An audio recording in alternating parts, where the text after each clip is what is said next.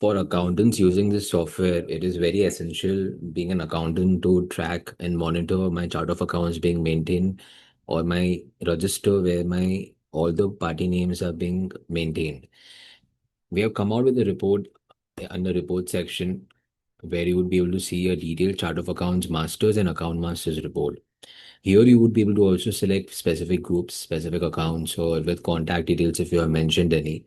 And if by default you hit OK, this will load all the accounts or chart of accounts you have as of day in this database for this specific person.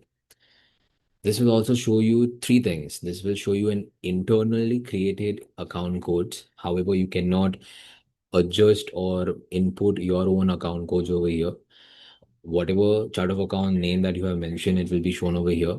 And if the account has an opening or a running balance, maybe in debit or credit, whatever nature of transactions you might have made, and the accounts that you have configured, it will show a running balance with the debit credit perspective for the same.